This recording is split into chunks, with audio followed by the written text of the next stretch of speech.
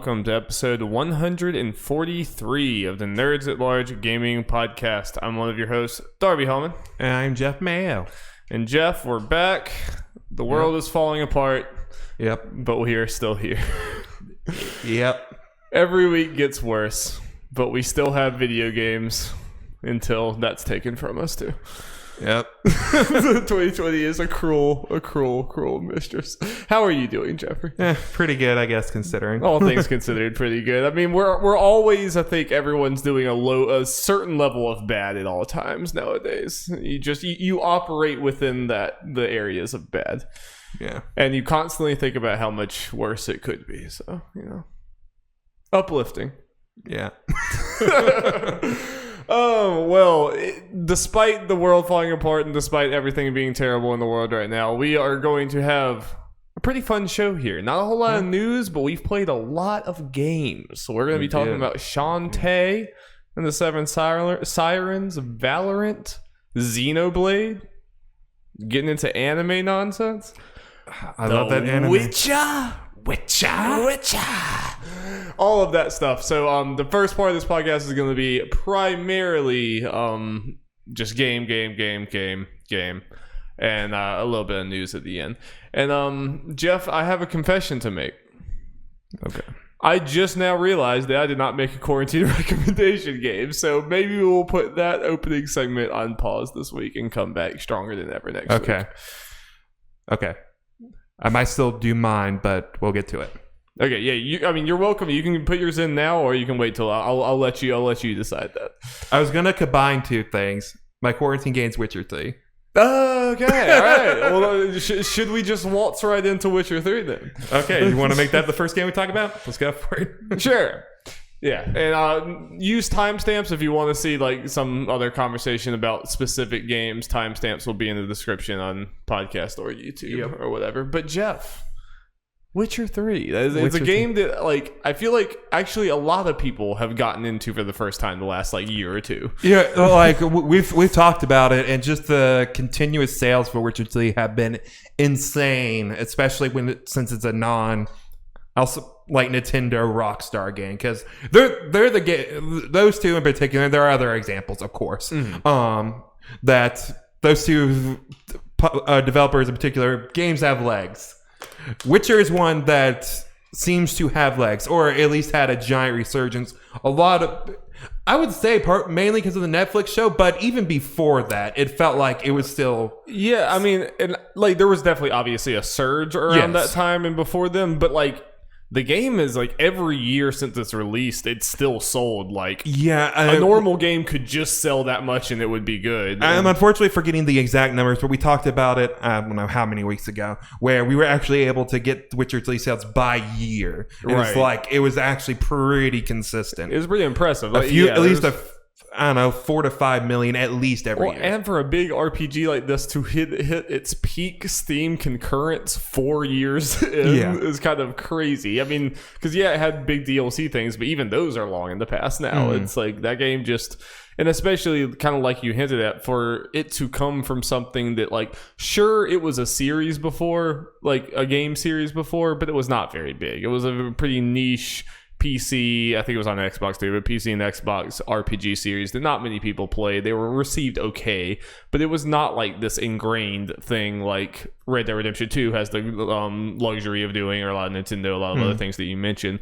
Witcher kind of had to self-make itself, and then it like blew the doors down as far as like obviously what helped the sales is at some point it just became a common thing where you see the Witcher Complete Edition with all the DLC, the complete game and all the DLC you mentioned for like $15 to $20, which that's certainly like helps. People like me are like, well, everyone, just all the talk about this game and that cheap and all that content is like, why not? So I think the thing that pushed you over the edge to finally play this was the series, right? Was the Netflix series was probably the final thing that pushed you. Just in having time. It's there are a bunch of games that,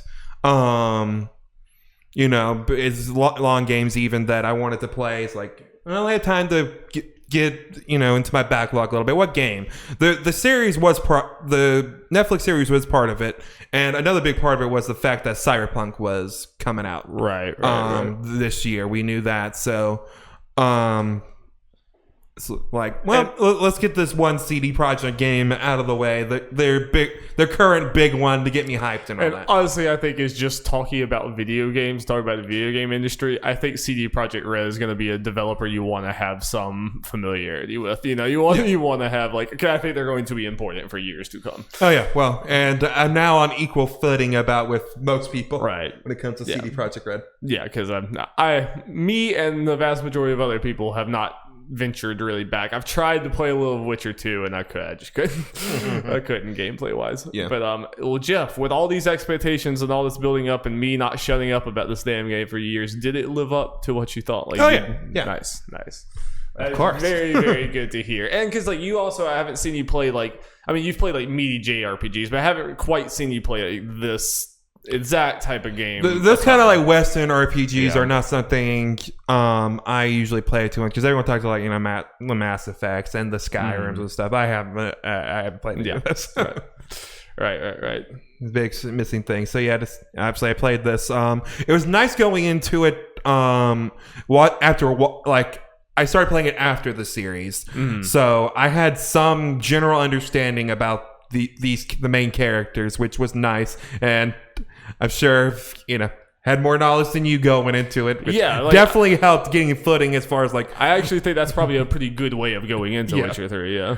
Connection to these characters, and as far as the Yennefer and Triss thing, I guess, as far as the canon ones and what their exact relationship is, because they do they do throughout this game bring up specific of the short stories that are in the Netflix series in particular. So, and I think CD Projekt Red's Witcher it has enough faithfulness to the book series, but also kind of their own twist on stuff to be interesting, even if a lot of things. Yeah, and it's also kind of interesting, playing this game, because it's the third game in this series, and I think they do a fantastic job of you being able to get into this, even if you haven't played the other two or read any of the books. Right. So it was nice. It was interesting going. It's okay, so obviously these people. All these people that Geralt's talking to, a lot of them already has history with him. I just wonder sometimes, which of those are the book and which of those are the games? As far as I don't even know a lot of them. I've read 3 of the books. But how many of these big characters are maybe just made up completely? Right. Yeah. Not even based off anything from the book. Because Triss, based on what I've seen from the series and heard people talk about, she's a much bigger part in this. Just the way they decide the game is okay, we gotta do something different with Geralt.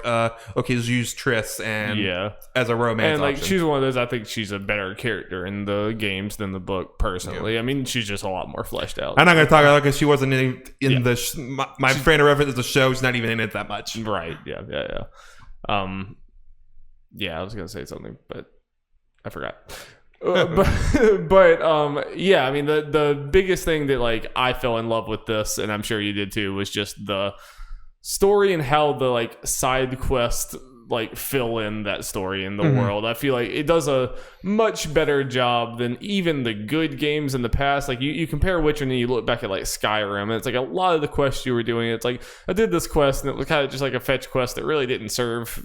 It didn't flesh anything out here, whereas I felt I go to some random small town in The Witcher 3 and there's going to be some connection to everything else. Yeah, really Witcher and Red Dead are at least of their own as far as that goes. It's wanting to do the side quests, they'll fill out character stuff, or one thing that you just I kept on noticing with The Witcher.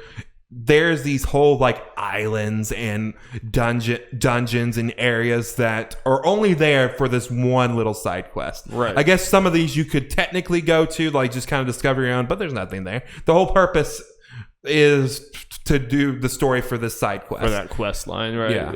Yeah. And I think this I am I just have a whole lot of respect for CD Projekt Red and the way they do everything, because they have a quest department. They have people who's like, it's their job to like design and make quests, and like that's not something that like any other game developer, especially on this size, with the size of a game, has done something like that, where like that's what they hire these people to do. But it clearly works, because like that struck a chord with everyone. Everyone talks about how like it feels like there's so much less like wasted time in The Witcher 3, and like I'm so excited for Cyberpunk for the same reason. Yeah, and it's very interesting. Like for a lot of the side quests, they're even in the side quests, there are definitely tiers to it. Yeah. Obviously, some of them are more just random fetch questy and stuff, but the big side quests, which are the ones I obviously tried to do the most of and the ones I focused on, I was like, these could be main quests. When you look at them technically, as far as like the connection to the main narrative, I guess I get why they're considered side quests, but yeah, for a lot of this, I can't imagine too many people that beat the game didn't try to do some of this stuff. Some of them are completely missable, but yeah, it would be pretty wild to mainline Witcher 3, because that just kind of feels like it would defeat the purpose, you know, of the whole thing. It would be like mainlining Breath of the Wild or something. It'd be like, you know, what are you doing? And there's like one thing, or there's like one battle where you recruit characters. Yeah. If you don't do any side quests, like not much is going on there. You got like no one there. Yeah. You'll have Geralt and a couple of the main people, and that's it. When you can have this whole nice big party. Yeah, and I'm sure part of why you're also bringing this as a quarantine recommendation game is like this game is the definition of just the everlasting gobstopper. Like you could play this game and only this game for like 2 years. The reason I bring it up is you know, some people, they like to binge stuff like TV shows. The Witcher, this game is kind of like that, where you got all these stories going on. There's always something going on you can do, and there's just so much content. Like, I beat the game in 60 hours, I think was my clock time or whatever. Yeah. So, and that was me. Like, there are a bunch of side quests I didn't do. Like, I didn't do as many of the Witcher contracts maybe I could have. Yeah, I only did. I mean, I think towards the end I ended up doing a decent amount of them. Yeah, but I did all that, and there's stuff I'm sure I missed and didn't do and all that kind of stuff. But then there's, like I said, the complete edition you can get for $20 about any time. It's probably on the PSN for like 15 or right now, and Steam and all that stuff. Yeah, but man, you have it at least like 30 more hours with the 2 DLCs. Yeah, I was saying, then I got the DLC. You got all the DLC in there, which everyone, you know, talks up as well. Yeah. So, you got all that content there. It's a good way to kill a few weeks for sure. 100%. I mean, you just talk about like money versus time and entertainment you get out of it. It's just an absolute no-brainer. Even if this thing was still $60. Oh yeah, I'd be like, for $60 you're gonna get like so much content, you know. Like my play clock in there, I've done all the DLC, and like this is my type of game, and this is the type of game that I just like lose myself in, and I just wander around, do a bunch of, you know, like I like completely just like I don't like, I'm the complete opposite of mainlining. I just like walk around and like explore, and I have like 180 hours or something in that game with not even restarting it, which is crazy. Yeah, it's a good one. Yeah, and I'm excited that you play it. It's always exciting when your friend plays the game that you've like now I do see what people say about the combat now. It's not great. No. That's I can let you talk about that if you want. There's not much going on. You got the power and stuff, you know, the magic stuff, which is cool, but they're not really that much and all that. And sometimes when you get swarmed, but when you have multiple enemies, at least to me, it was more annoying than fun sometimes. 100%. Especially over, you know, I know you got different ways to go around this, but suddenly everyone's blocking shit, and you're like, and just it die can already. Get very clumsy with the, now you're in battle stance, so like there's a ledge right in front of you, but you can't go down it because you're in battle stance. It's like, god damn it. And that's why I'm kind of excited about Cyberpunk. Looks a lot more like, I mean, it's a different type of game, but the FPS thing looks more like it definitely gets me more excited for Cyberpunk to see what they do. You know, this is a big game that's releasing 5 years later with all that time. But I think Witcher 3's combat was like just it was good enough to not completely detract from, it was serviceable, from the main draw, which was like the narrative in the world and everything else. Like it was there were definitely moments in Witcher 3 where like I felt like the combat felt like it added to the story, where it's like, oh my god, this giant dragon thing I'm fighting, you feel like a badass. But for every one of those, there's like 5 times where you're like, god damn it, Geralt, fucking go. Yep. Yeah. Which I think is fair criticism, but I struggle to see. I mean, like just everything else in The Witcher is so damn good. It's just kind of hard to. And I got a good ending. Hey, did it. Yeah, like for this, like I'm not going to be replaying this anytime soon, if ever. Let's see what all those endings were about. You were faithful to who did you choose between Triss and Yennefer? Yen. I chose Triss, but good that you were faithful because that's not a good ending if you're not.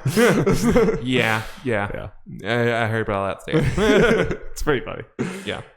Well, Witcher 3. I mean, that is the best possible choice probably for a quarantine game. It's an obvious one, but it's you'll get so much out of that. Yeah, it was like, should I do this one? It's like, looked at my list, like, I got a JRPG on there. Let's put a Western RPG. Well, Jeff, you did better with my opening segment than I did. I dropped the ball.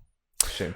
But Jeff, let's stop talking about these old games. Let's talk about new shit. Let's talk about the new shit that all the kids are talking about. I like how 2 of the ones I'm going to bring up are remakes / remasters. But okay, that's kind of just video games at this point. Yeah. But you know what's not a remake or remaster?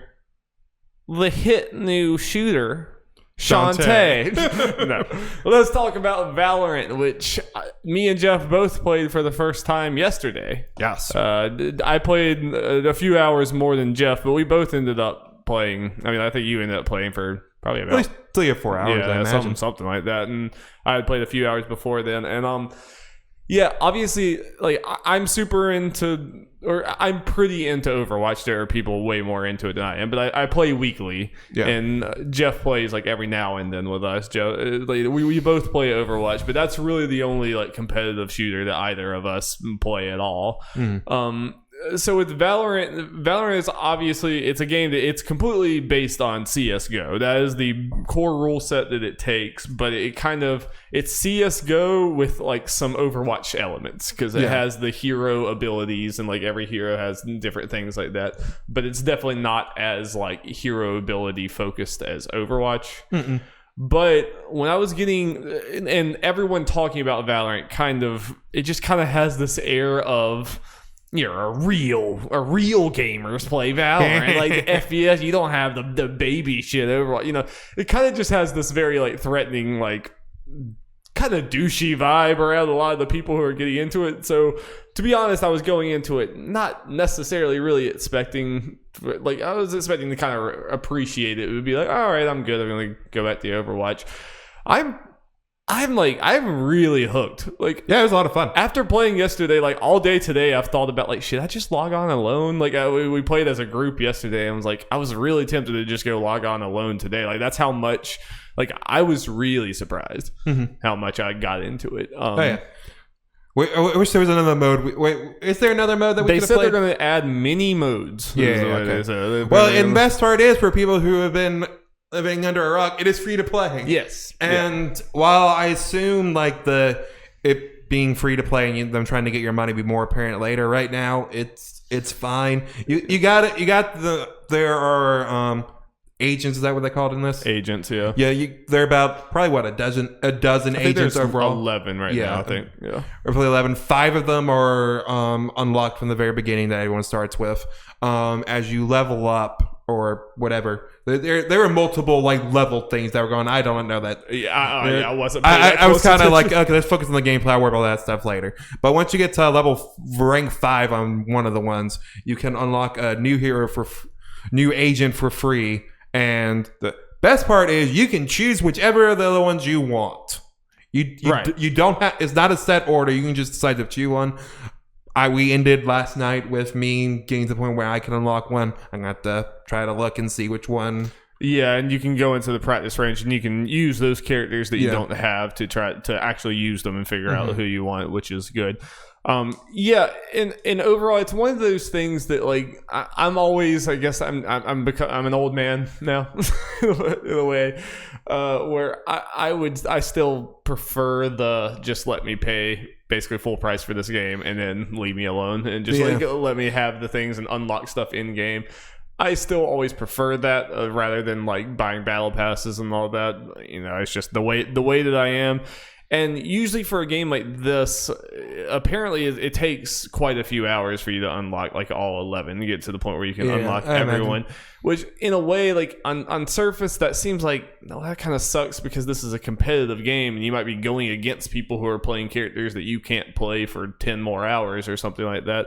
And if something like Overwatch had this, that would be a massive problem because just the counter picking and switching characters and stuff is way more of a thing. In this game, I think it's okay. I think you're more expected to kind of one-trick characters in this game. And like while the character abilities are important, it's not like, well, he has that one, we're screwed, you know. Yeah, and it's based on, I'm not going to say it's based on more skill than Overwatch because that's not true. Yeah, but it's just kind of a different type of. But yeah, it's, you know, like, it is more aim focused. It's more like it's more of a shooter, whereas Overwatch is a shooter mixed with a MOBA, and this is more closer. Well, to yeah, what I was trying to get at is because you're all using the same guns and you're buying from the same pool of guns and stuff. There's a more base skill line or whatever to it that if you're just good with shooters, just in kind of in general, you can do something without maybe mastering the abilities. Is just kind of it. So having all the agents is not as big of a big of a necessity, right? But I was also like going into this, I was pleasantly surprised with how much that like, yeah, obviously aiming and everything is more important in this, but there's a lot of teamwork and just strategy and stuff that can actually make you win games, even if you're like me and Jeff, we're not good. We don't have good aim. Like neither of us can aim very well. But there's a lot of, because you know it's attackers and defenders, and you like switch back and forth. Like you do 12 rounds as one, and you switch to the other one, and it's first to 13 wins. And the strategy of like we're gonna attack point A this time, or we attack point A several times and get them to all go defend there. Then now we're gonna attack this one. Things like that, or even just like calling out, oh, I see someone over here, or like, you know, you plant the spike. There's a spike that you plant that you can either win by killing everyone or by planting the spike and detonating it. And just the kind of like back and forth with that makes it to where like, even though I don't feel like I'm the best shooter in the world, I had rounds where I impacted things even without doing that. Like everyone else was distracted on that side of the map, so I went and planted the spike and we won. It's like there's a lot of, it just feels very like anything can happen. It's, even like let's say me who just sucks at shooters in general, just mainly because I haven't played many of them in my life. Since each round, once you're killed, you're dead unless you use whatever your character uses. Yeah, Sage has her ult resurrects people, but that's like it takes a long time to build that. Yeah, you might want to do like twice when you're an attacker slash defender. But even like since it's one life and you're gone for the round, even like as they I die, me saying like, okay, I died and they're here could be. Yeah, could have been useful. Yeah, it could win the round sometimes. I mean, because sometimes we'll put one person on A and like everyone else on B and C. Now, one person on A dies, but even them just saying, like, "Hey, they're all pushing A." Now, like you all run over there, and that helped win. You know that, and I can totally see like I am now like instantly super interested in watching pros play this game because you can totally see how there'll be different strategies and different things, and there is a hype factor to some of the like clutch things that happen in this game. I mean, part of it is like they amp it up. Like whenever you get a kill, it does this like duh, and then when you get the second kill, it's like a higher duh, and then duh, duh. Like so, when you see someone go off and kill a whole team, it's just like it's hype. And or when someone like. Like there was like one time I did it, and many times our friends Alex did it, but one time I did it where I was the last one and there was 3 people left on the team, so like I was kind of like sneaking really like quietly, and like I killed the first one, I went around the corner, killed the second one, and everyone's like, oh Darby, and I killed the third one. I was like, yes, it's hype. The game is exciting. Or if you're the defender, you just go and hide. Yeah. See, that's a strategy. They haven't. They haven't placed the thing, and it's like, well, if you can also run rounds by killing the whole other team. That's where most of the time. Yeah. Usually the spike kind of just initiates the fight a lot, or sometimes, Yeah. Mm-hmm. Like, okay, well, the spike's right there, so they don't have it. If I just hide here for the last 10 seconds. Yeah, and I think the abilities are pretty cool. There's a lot of them. There's a lot of overlap, I feel like, with abilities. A lot of them are like vision, like obscuring vision and stuff like that. Which it's kind of like, it has the abilities in this game definitely have a very different feel than Overwatch. I feel like Overwatch, it's more like bombastic. The abilities are kind of more like drastic, whereas this one, they're a little more subtle. You know, there's like, most of them are like geography, like you put up a wall or you put up a smoke thing or do other things like that. But then there are some more crazy ones. It definitely is I think it's a pretty good balance. I remember one time that was just fun where I played the bow and arrow guy, and I got his ult, which is the Hanzo one, and it's like, they should be here, shoot for the wall. Like, I got one. It's like, yeah, that is a good feeling. Yeah. Nothing like shooting someone that you didn't even know was there, just complete BS. Yep. It's like, hell yeah, let's go. Let's go, baby. Let's go. Yeah, so I am happy to report that even as very casual shooter fans, like, this is a game I want to play more. Yeah. And like, it's a nice change. Like, it's not going to replace Overwatch for me, but like, it's so different that it's a cool change of pace. Like, the whole matches are like way longer, it's kind of cool because like you have this whole there's a comeback factor to it. There's a you can go through like, I was really shit at the beginning, but now we're starting to get it. That's nice, and I also like having Overwatch that's a little shorter. A big difference will be will definitely help us. I think being okay with switching back and forth and all that kind of stuff, just depending on the movie, is kind of the pacing of it. There are those chaotic moments in Valorant, but it's a lot generally more slower paced since the matches are so long and all that. Yeah. And there's Overwatch is always something going on. Like, you don't really have a whole lot of stealth in Overwatch. Yeah. You can flank and things like that. But like in Valorant, a lot of it is like you have a stealth button. You can like walk slower. So I'm gonna be honest, Darby, I kind of forgot about that half the time. It's important. It took me a while. It took me a while to get used to that. I used it more towards the end. But there's times when Alex mentions like, oh yeah. Yeah, and I think for us, we aren't even good enough to use that against our enemies. Like, I wasn't really listening for people's footsteps, but I could definitely tell that it got me killed several times. Where it's like, if I had been stealth walking, I could have snuck up on the whole team, but instead I rounded the corner and they were all looking at me because they heard me coming a mile away. Yeah. So it's cool. Very, very cool game. I'm very curious how they probably already said this because I followed the base stuff, but I haven't followed it this closely. I'll follow it more closely now. I'm curious how they'll do like agent rollouts. Like, do you have to unlock those too? Probably. This is why I would rather spend $60 and I would rather it be Overwatch style, But this is the world we're in. I guess the way to look at it, depending how much it costs, how much we get into it, it might be like, okay. At some point, it would be more than the $60, but yeah, that's the problem. Is if you did the battle pass for 6 months, then like, okay, well, you already spent the price that you would have paid at the beginning. Now everything you do after that just. But I guess the way is, especially for us, who will probably just have a select agents, is we can kind of look at them. It might be one thing if like they didn't allow you to go to the shooting range and mess around with the other ones, just test out abilities, at least some.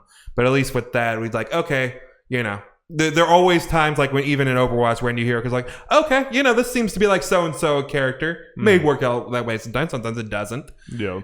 But you don't know until you try them out. At least we can try it out some, and we don't have to get all of them. Yeah, but it is exciting that in Overwatch, when a new hero comes out, you can go and immediately play that hero. Yeah, and then we go to the thing and like our whole group has the character. Yeah, it's definitely chaos for a while, but it's gonna suck that it's like, oh, look, a new hero, can't wait to play that in a month. Or maybe never. Or maybe never. It's like, yeah. Or be like, Dory, let me get on your laptop real quick. Yeah. You unlock him Yeah. Yeah, that's unfortunate, but again, it's not, the counter picking and stuff is not quite as important as it is in Overwatch, so it's not the most egregious, even though I'd rather, Well, Jeff, let's switch gears entirely to a game that is nothing like Valorant, but is also pretty damn good. And that is Shantae and the Seven Sirens. Police sirens. Both of us have played it. I've played a little bit more than you, but not a ton. It sounds like I am like a little less than halfway. I think I'm like, I think my Switch clock says about 40%. I don't know if that includes like a bunch of collectibles or some shit, or if that's just. I think it's a mix of like general like important collectibles, like. If it's like other ones, like the important collectibles and the amount of the map that you have discovered is usually a part of that as well. Yeah. And story stuff. It's kind of a mix of all of that. Yeah. So who knows? I mean, maybe that's like super accurate, maybe a little bit off for like when the end of the game is, but that's where I'm at. And I think you said you were like somewhere around 20 something percent, 27, 28ish, I think. Yeah, something like that. I'm loving this game. Yeah, it's very. I mean, my opinions of this are pretty much. You can take like a lot of my Half Genie Hero opinions and completely drop it on this, and it's pretty much the same thing. But I do think I like this game more. I think that the exploration of the map, it'd be more like Metroidvania, like seeing this map like get uncovered versus the more like level design of Half Genie Hero. I do think I prefer this. I like both a lot. But this is very satisfying seeing the map get uncovered. But I still think it has the thing that I like said I loved so much about Half Genie Hero, that Half Genie Hero felt like a Metroidvania, but kind of a relaxed, kind of like light, just like, it's not as grueling as like a Hollow Knight or a Metroid or something like that. And I still definitely stand by this. It has just enough like, okay, what do I need to do now? Or like, ooh, I have this ability, so where was that I need to go? It has just enough of that, but not so much that I'm like stuck here for an hour. Like, where do I go? Like, yeah, I love it. And there's just something, there's some like indescribable thing about this game for me that I can't really put my finger on, but it just has such a good vibe. Just playing this game makes me happy. All the pretty colors. I guess so. How are you enjoying it? Yeah, I'm enjoying it a lot too. Yeah, like I'm enjoying the Metroidvania style of it. The characters are of course fun. It's nice to have all these different towns you just kind of or hub areas you're going to throughout this, discovering all these town folk. Yeah, little stuff. Yeah, there's more like different hubs this time, which is kind of cool. Yeah. And yeah, definitely still has that like very self-referential dialogue. Yep, breaking the fourth wall and stuff. I just love it. Kind of sends the progression for it because it makes it very clear what the thing is. And I kind of enjoy that about it. It's like, okay, you're going around this thing, you're finding the dungeon, you're finding the half genie that's trapped there. They give you a transformation token thing, fusion token, whatever it's called. Then you go fight the boss and do all that. And then afterwards, you find the fusion stone or whatever. So you can do another transformation thing with that genie. So you kind of... And it's one of those, as soon as you get that transformation, you immediately know, like, okay, I know. I've been seeing these things all over the map. I know what I can unlock now.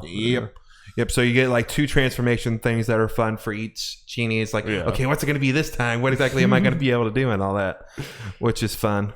Yeah, and like you said, the pace is like predictable in a good way. It's just like nice you feel like you're making progress because I'm like, okay, I'm gonna get on for a little bit, and it's like, okay, I did this, I found this siren. Yeah, it's like the same thing you're going. Kill all the sirens. I'm very curious what the pacing is going to be like because there are 5 half genies that we got to rescue, and there's 7 sirens. I think so. Yeah. So curious what happens there. Yeah. I think it might have been Risky Boots that says at some point kind of says that the sirens are like 4 or 5 of them are just kind of like, yeah, they're kind of normal. They're doing all this stuff. 2 of them are, I can't remember what I said, and one of them is just kind of a loner, just doing its own thing, just kind of out in the world. So I'm curious to see what all that's about. Interesting. Maybe at some point the actual fusions you're getting will stop, and then there's more after that you just don't get any more forms with.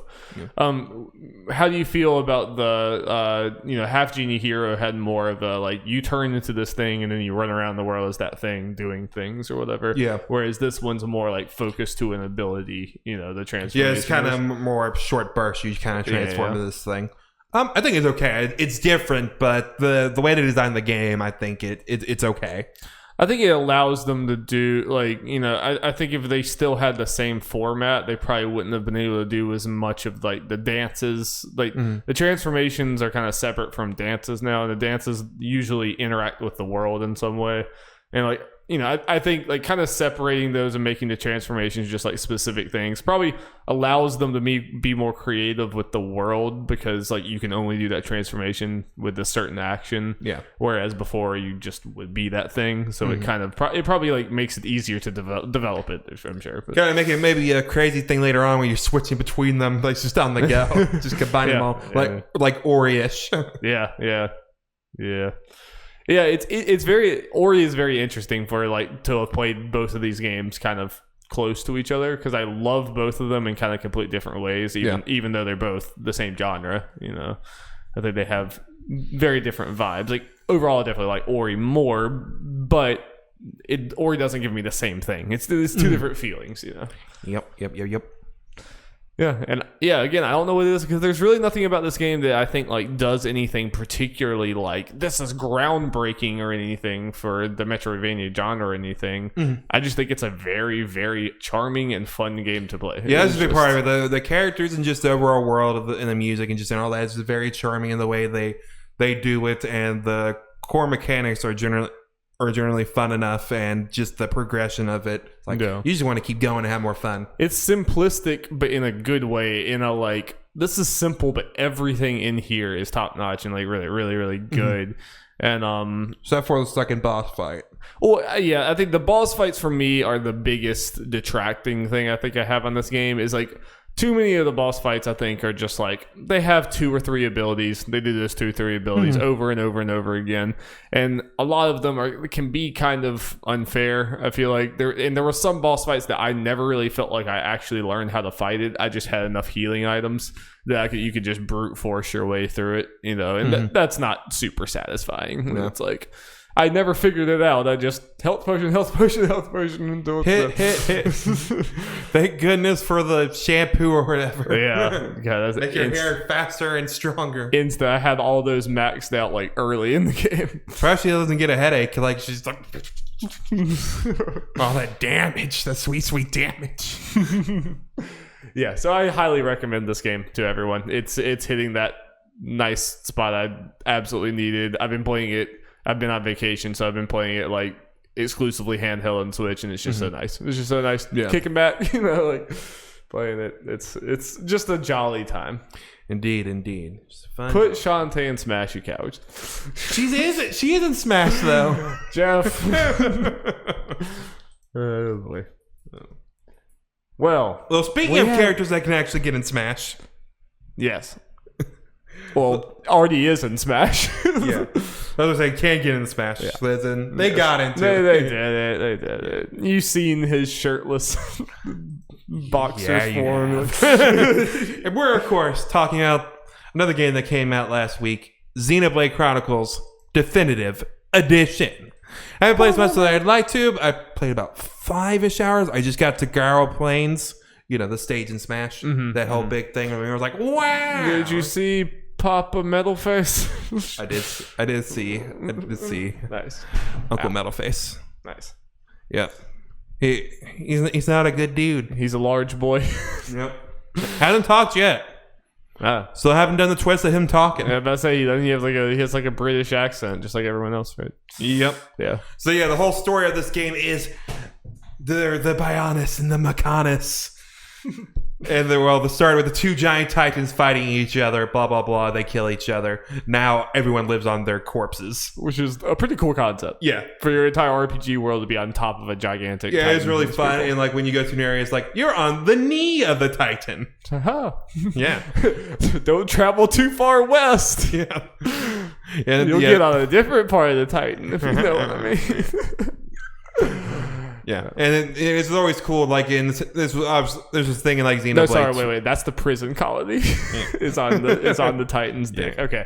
Right. Obviously, yeah. I guess for reference, as far as my Xenoblade experience, I have played and beaten X and 2. I played a little bit of the original Xenoblade on Wii. So this is the only game you haven't finished. Yes, all the way for through, Xenoblade, right? yeah. And I haven't played that much. I think I'm about to get farther than I was. Well, them faces were terrible. So they were very bad. The phases here are much better. So yeah, just looking up and just seeing different parts of the Titan of the big world is always just cool in these games. Like, I always wish Monolith Soft had more power, like a more powerful console. Just kind of there are people that I think it's rightfully so for the most part complain of like the fidelity and stuff for Xenoblade, because that's been a controversy leading up to its release, especially in handheld mode. Yeah, but I applaud them for what they try to do with the power of the console that they have. yeah. They try to push it, and I think compared to a lot of people that try to do too much on our weaker console, they do a comparatively very good job. They are obviously incredibly good game designers. Yeah. They've kind of been limited and they haven't always had success or whatever. But I mean, just look at Breath of the Wild, look at that whole series. They do like cool things with RPGs. They do. So yeah, the whole thing, Panis Mechanis, blah blah blah. Supposed to be peaceful and stuff. Only the Monado can beat the Mechanis and all that kind of stuff. Which goes into a very interesting game mechanic I kind of forgot about this game. So you have these whole kind of enemies, the robots, and only the Monado Shulk's weapon can hurt them. Okay. So I'm curious to see how that goes later once I have like every party member, and you cannot, like, you have the option to not have Shulk in your party. I'm curious to see how you're able to switch people and all that, because you're gonna need Shulk out there when you fight those guys. But Shulk does have the one ability to do a buff to the whole party that allows them to hurt them. Because otherwise, if you don't, they're just doing 1 damage every time. But it's like an ability that you have to use and goes away or something. Yeah, the time for it is, I think it's like it's active for like 50 seconds. I don't know what and I think for the most part the recharge I think would be done before that. Oh yeah. So also, if you're someone who doesn't know anything about Xenoblade combat and just it in general, it is very, very MMO like in a lot of ways. A lot of the when you're attacking, you're doing auto attacks, and then you have the whole thing at the bottom where your abilities are that you kind of just scroll through and decide what to do and when and all that kind of stuff. And positioning matters. Like I'm sure. Did this game come out around the time like Final Fantasy 11 and Final Fantasy 12 and stuff? Like when? Not 11. I think 11 came out sooner. It was 2010. That is, game came out. Okay, that was a little later. Anyway, sorry. Yeah. So as anyone who played Smash and has been in a match roots show, you probably have heard / a million times. In my nightmares. Yes. That is a very useful ability, especially early on, where you're supposed to, a lot of moves are based on positioning. They can be strong anyway, but if you're in the right position, it'll do more damage. Yeah. Obviously, / you're behind them, it does more damage. So you think, does the MMO like combat feel like it fits here, or does it feel out of place at all in this like RPG that's not an MMO? No. 2 and X were very similar. They did different stuff with it. So this isn't anything new for the series, obviously, especially this is the first one in 10-year-old game. But I enjoy this. It's different, and it's, I guess, kind of similar to Final Fantasy 12 in a lot of ways as far as that goes. Yeah. It's just a lot more MMO-like. And some people, it's not gonna be for everyone. Yeah, like for example, I saw a Twitter article with someone's like, after Final Fantasy 7 I just can't play Xenoblade, that's just not good. I'm like, okay. I mean, not everyone's gonna get into MMO thing, and I could see a lot of people who are into most JRPGs and like turn-based JRPGs and stuff like getting into this and not liking it. And I kind of understand that. I mean, I do. I'm going off of 12.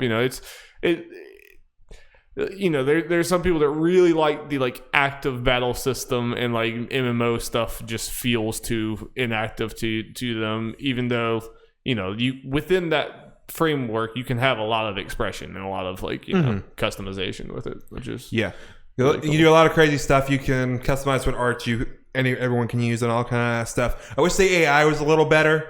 Your AI partners were better because there's like also for certain enemies in Mechonis, for example, you can hurt them without the Monado, but they need to be toppled.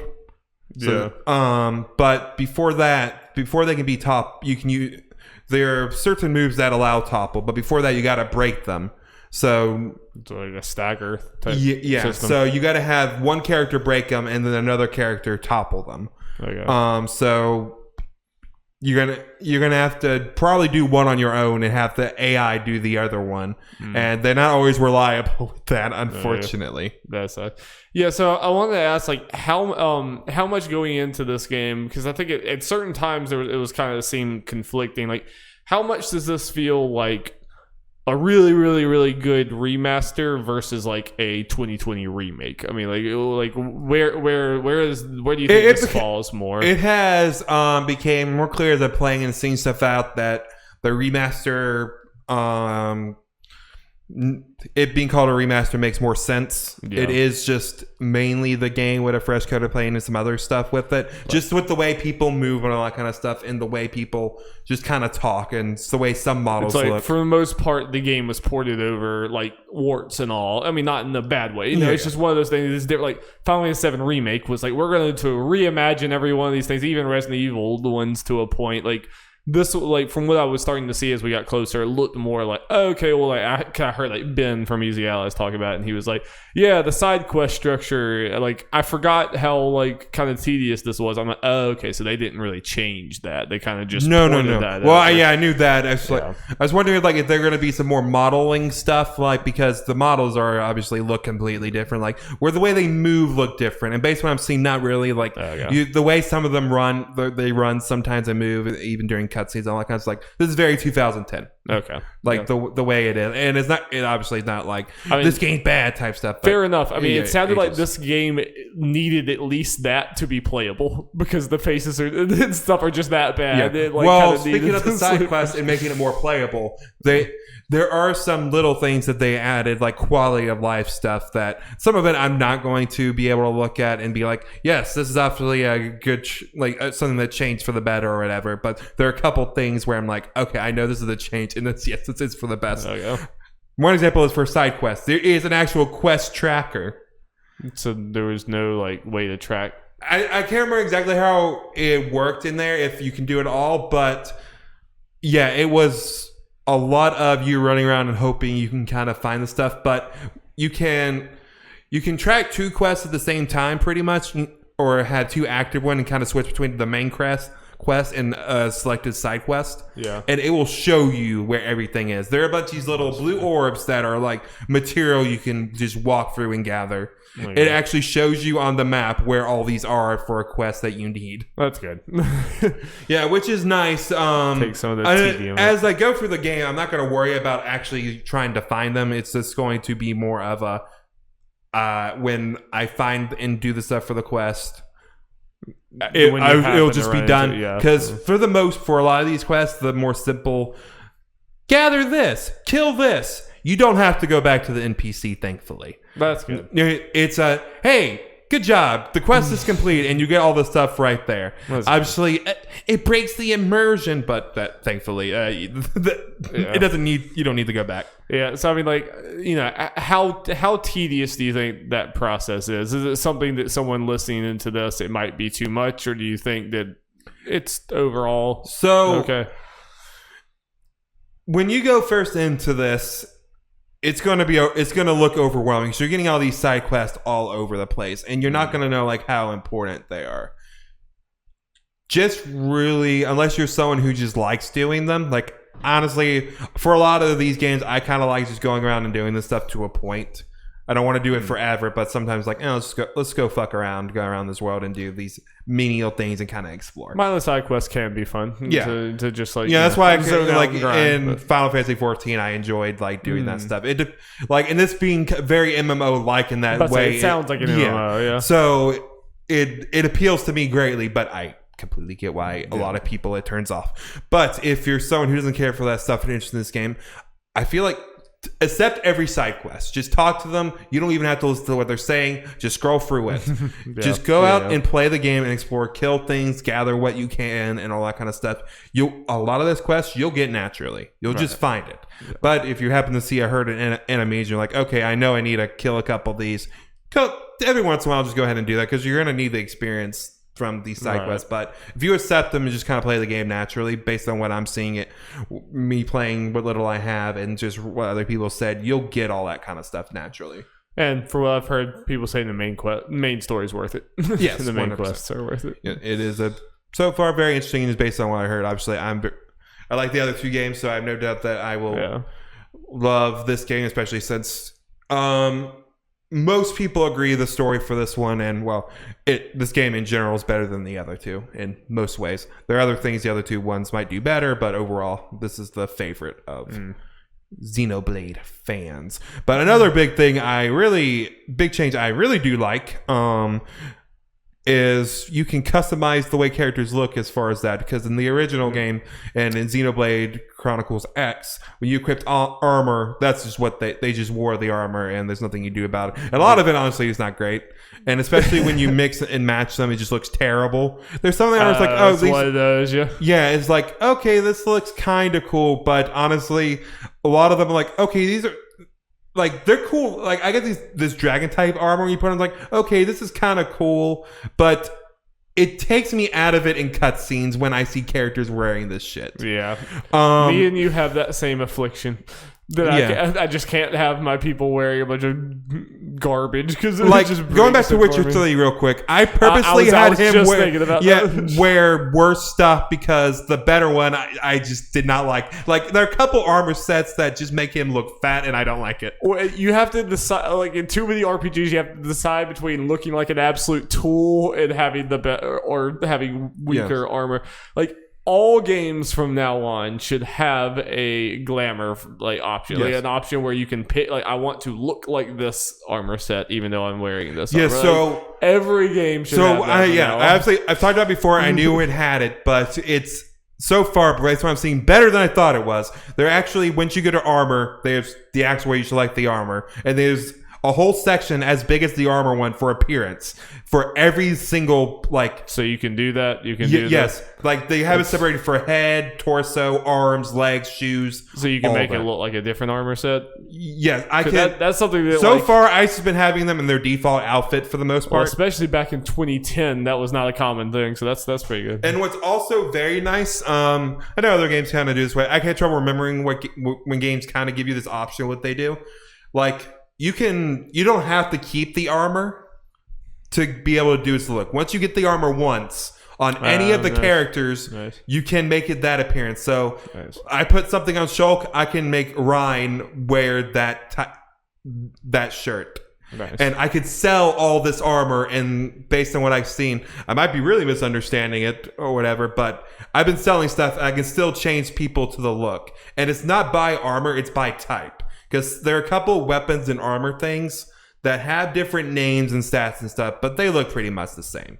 Might be different colors and stuff. So they just have the general style of it, like 1 or 2 or 3, and the numbers would just be different colors. Like, thank you. I can just, once I unlock something, I just customize them any way I want in the look, and I appreciate that. And I mean, you should be going around your underwear anyway. You can do that immediately. Yeah, and that's what you should have. I should do. I'm waiting for the beach episode. So, thumbs up so far from Jeff. Loving it. Nice. A lot of cool shit. I have a lot more to talk about as we go through the game. Because right now, I've had times when I've had 3 party members. I only have 2 at the moment. Kind of got to get back in the collective. Getting some more party members. Because this game's a long one. I'm not going to beat this in 60 hours like I did The Witcher. I know that. Just by doing the story. Yeah. Yep. Okay, quick little thing. I played another old game. A remake of an old game. So many remakes. Yep. I played the demo for it. That's on GOG, I believe it was. For Destroy All Humans.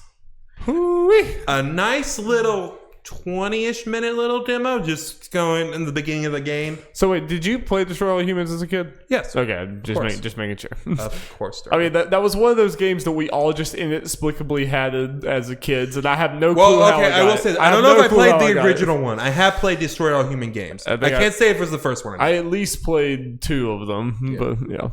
So, started this, doing all that, it's like, I kind of remembered, but I forgot how exactly the humor was. But I quickly went into it, was like, okay, is this kind of humor? Like one of the first things that happened, spoilers for the beginning of a very old game, is Crypto goes on planet Earth, and his leader, dude, I forget his name, tells him cows are the dominant beings on Earth. So Crypto's giving them the speech like, okay, we're going to take you and we're going to pretty much probe you and experiment on you and all that stuff. Any objections? The cow just kind of turned around and shits. Yeah. In its general directions. Like, okay, yeah. Like, when it turned around, it's like, that's an asshole. Wait, it's about to... Yep. It's that kind of thing. And then it got us to the gameplay reunit. Jeff Mayo. That's an asshole. Yep. Yeah. That's there for a reason. Yeah.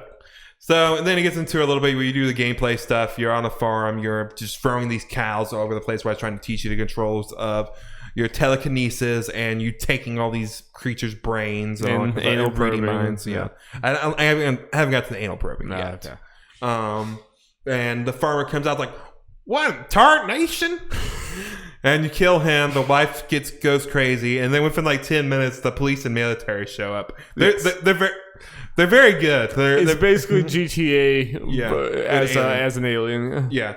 So and Darby, it's one of those kind of dumb fun games I just kind of miss. Yeah. Because we play all the games we're playing, like especially for the podcast, we're like, we're trying to play the really good ones we like, obviously, and all that kind of stuff. We just play 9s and 10s when you need to remember that 7s are nice. Like, you gotta play some 7s. So it just kind of just felt good. It's very juvenile, all that kind of stuff, but just messing around and killing, like, even the little I did with the very little limited powers I had, just killing all these people in kind of creative ways and doing all that kind of stuff. It doesn't hold up in a dumb way. Like, it doesn't just so, again, this is only the first mission, like 20-minute mission. Like, I think this will hold up for me as far as its purpose, as far as me going through it and just having some dumb fun. I mean, like, I played so many hours of that game, I don't remember the quests really hardly at all. It was more about just...